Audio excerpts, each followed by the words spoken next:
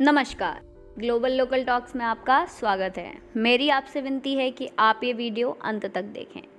आज हम बात करेंगे कोरोना वायरस की वैक्सीन के बारे में, या फिर जिसे हम आम भाषा में टीका भी कहते हैं।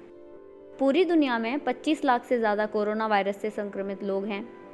1,80,000 मौत, 7 लाख से ज़्यादा ठीक भी हुए हैं। अब बात करते हैं भारत की। पूरे भारतवर्ष में 20,000 से ज़्यादा लोग कोरोना पॉजिटिव, 652 की हुई मौत, 3,900 लोग ठीक भी हुए हैं। अब बात करेंगे कोरोना वैक्सीन के बारे में। सबसे पहले जान लेते हैं ये वैक्सीन होती क्या है। वैक्सीन एक ऐसी दवा होती है जो कि हमारे शरीर में एंटीबॉडीज़ बनाने की प्रक्रिया को तेज़ कर देती है और हमारे शरीर में उस बीमारी से लड़ने की ताकत आ जाती है।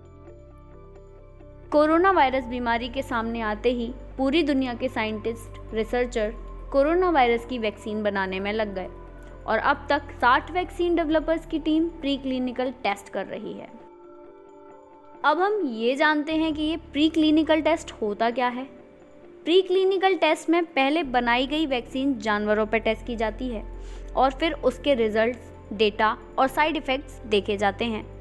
ये टेस्ट 3 चरणों में होते हैं और 10 में से एक ही वैक्सीन कारगर साबित होती है, जिसमें से चाइना के bio pharmaceutical company CanSino biologics और बीजिंग इंस्टीट्यूट ऑफ बायोटेक्नोलॉजी ने साथ मिलकर AD5-CoV नाम की वैक्सीन बनाई और प्री क्लिनिकल टेस्ट किया।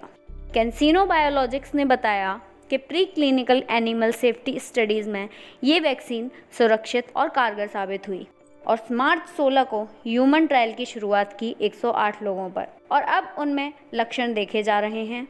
अब तक ऑब्जर्वेशन पॉजिटिव है और फाइनल रिजल्ट्स अप्रैल में आएंगे, पर अब तक कोई खबर नहीं है। यूके के हेल्थ मिनिस्टर ने बताया कि जेनर इंस्टीट्यूट और ऑक्सफोर्ड वैक्सीन ग्रुप ने यूनिवर्सिटी ऑफ ऑक्सफोर्ड में CHAdOx1 नाम की ये वैक्सीन बना ली है और 23 अप्रैल बुधवार को 2 लोगों पर ह्यूमन ट्रायल स्टार्ट किया जाएगा। और अन्य कई प्राइवेट कंपनीज जैसे कि GSK, सैनोफी इत्यादि भी कोरोना वायरस की वैक्सीन बनाने में लगी हुई हैं। अब जानते हैं इस बात पर एक्सपर्ट्स का क्या कहना है।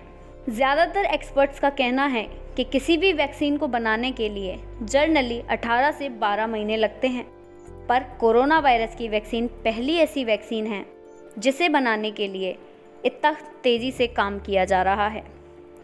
भारत में Indian serum institute, Zydus Cadila और भारत बायोटेक भी कोविड-19 की वैक्सीन बनाने में लगी है। अब हमारा ये जानना बहुत ज़रूरी है कि कोरोना वायरस की वैक्सीन इतनी महत्वपूर्ण क्यों है। कोरोना वायरस एक से दूसरे में बड़ी आसानी से फैल जाता है और अधिकतम जनसंख्या अभी भी संक्रमित हो सकती है।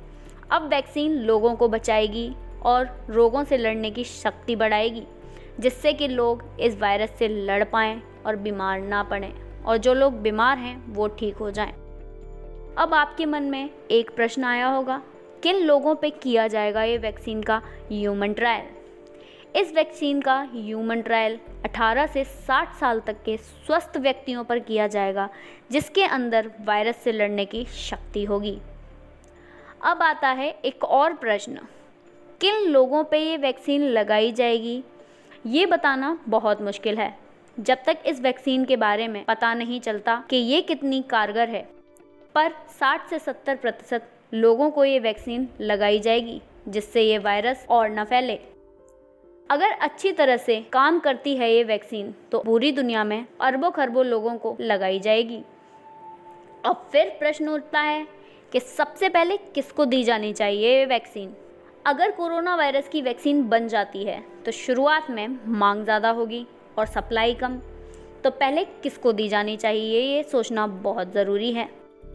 तो रिसर्चर्स ने बताया कि सबसे पहले स्वास्थ्यकर्मी जो कोरोना से संक्रमित लोगों का इलाज कर रहे हैं, फिर दूसरे नंबर पर बूढ़े लोग, क्योंकि ये वायरस ज़्यादा एज के लोगों की जान ले लेता है, फिर वो लोग जो बूढ़े लोगों की देखभाल कर रहे हैं। अब बात करते हैं, क्या ये वैक्सीन सभी उम्र के लोगों को बचा सकती है। जवाब है नहीं, क्योंकि बूढ़े लोगों की रोग से लड़ने की शक्ति बहुत कम होती है। मैं आशा करती हूँ आप सभी को मेरे द्वारा दी गई जानकारी समझ आई होगी। इस जानकारी को ज़्यादा से ज़्यादा लोगों तक शेयर करें, ग्लोबल लोकल टॉक्स को सब्सक्राइब करें और वीडियो को लाइक करें। वीडियो को देखने के लिए आपका बहुत बहुत धन्यवाद।